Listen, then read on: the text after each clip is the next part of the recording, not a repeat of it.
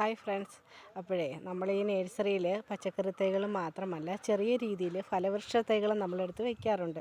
Layer ചെയ്തതും bud ചെയ്തതുമായിട്ടുള്ള തൈകളാണ് പെട്ടെന്ന് തന്നെ പൂത്ത് കായ്ച്ച് നല്ല രീതിയിൽ കായ്ഫലം കിട്ടുന്ന ഫ്രൂട്ട്സ് ആണെങ്കിലും കിട്ടുന്ന ഹൈബ്രിഡായിട്ടുള്ള തൈകളും അതേപോലെ തന്നെ പ്ലാന്റ്സുകളാണ് നമുക്കുള്ളത്. ഇതിനകത്തെന്ന് പറഞ്ഞാൽ വിയറ്റ്നാം സൂപ്പർ എയർലിയുടെ ഫസ്റ്റ് കള വന്ന പ്ലാവ് നമ്മുടെ കയ്യിലുണ്ടായിരുന്നേ. നമ്മൾ നാട്ടുചന്തയിൽ പാങ്ങോട്ട് കൊണ്ടുവന്ന് വെച്ച സമയത്തിന് ഒരു ചേച്ചിയുടെ കയ്യിൽ നിന്ന് ഹെൽമെറ്റ് താഴെ വീണപ്പോൾ നമ്മുടെ ഈ പ്ലാവിൻ്റെ മണ്ടയിലെ വീണേ.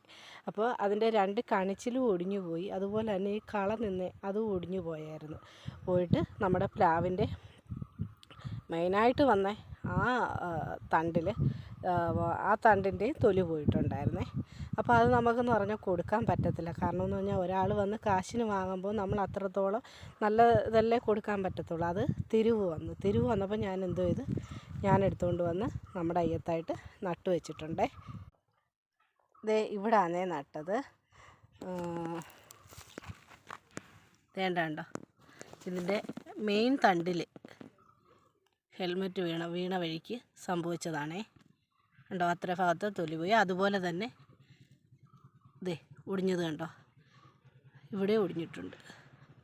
പൊട്ടിക്കിളിക്കുന്നുണ്ട് കേട്ടോ, നന്നായിട്ട് പൊട്ടിക്കിളിക്കാൻ തുടങ്ങുന്നുണ്ട്.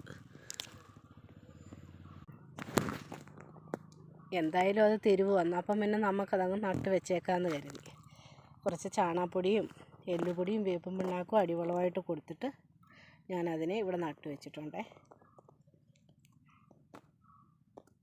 അപ്പോൾ ശരി ഫ്രണ്ട്സ്.